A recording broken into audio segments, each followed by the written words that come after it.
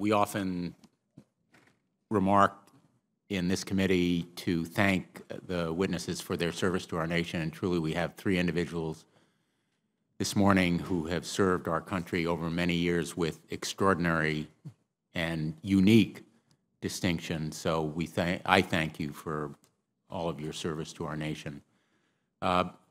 Secretary Carter, you noted in your testimony that we do not have the luxury of choosing between strategic challenges that our nation faces, and certainly one of those challenges is undersea warfare. As you know, our attack submarine force is projected to fall below the minimum desirable 48 boats by 2025, and it may go as low as 41 by 2029. Our submarines are among our most versatile, stealthy, and strong forces available to defend and also to conduct offensive operations.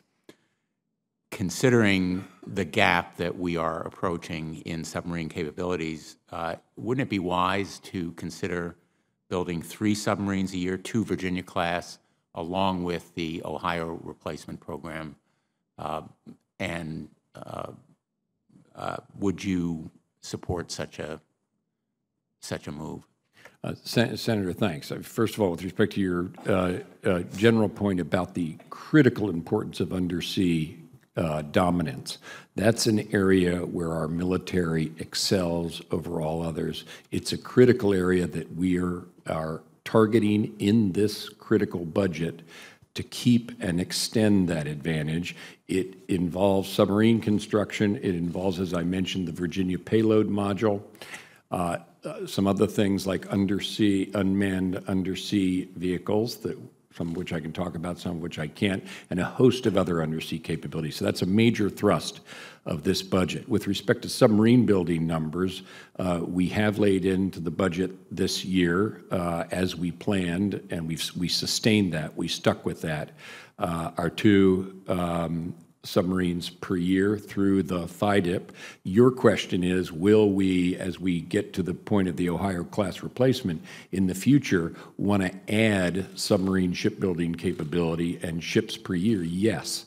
That gets back to the point about having the money when we begin the Ohio replacement to keep a safe, secure, and reliable deterrent. We can't have that at the expense of our general purpose Navy. That's a point we've all been making, and that's going to require additional funding. So if the shipbuilding capacity is there to do it, you would favor going that route of 3 submarines a year if necessary to meet that gap? Yes, we're going to need to build the Ohio-class replacement submarine without shorting the rest of our undersea dominance.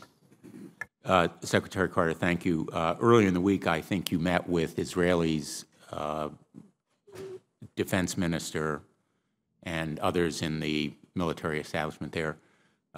Can you commit to us that you will ensure that Israel maintains its qualitative military age, and can you update us as to when the negotiations on the Memorandum of Understanding will be done? I obviously have that commitment. That's something that my good friend and colleague, Israeli Defense Minister Yalon, and I discussed, and we will do that. With respect to the MOU, that's something that the President and the Prime Minister discuss, so it's not something that the 2 defense ministers decide. However, in our conversations, which are frequent, the Minister Yalon and I do discuss what the Israelis need now and going forward, and we use that to inform those discussions about over the MOU and the amount of help that we give to the Israelis to defend themselves in what is a very dangerous region. Finally, I have long been concerned, as many of my colleagues have been, about the Iran ballistic missile program, its continuing testing. I led a letter to President Obama with a number of my colleagues calling for immediate enforcement of sanctions against Iran, and the Department of Treasury following the letter, did indeed enforce sanctions against 11 entities and individuals supporting Iran's missile program.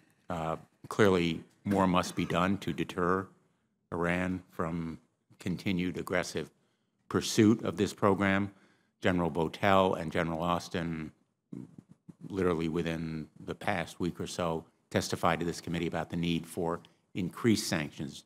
Do you agree?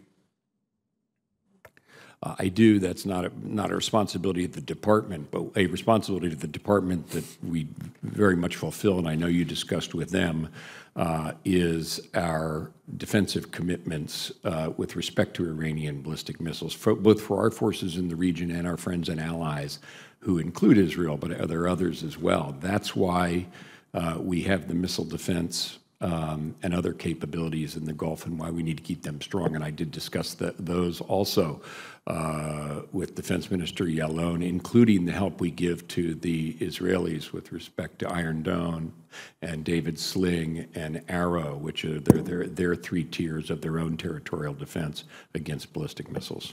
Thank you very much.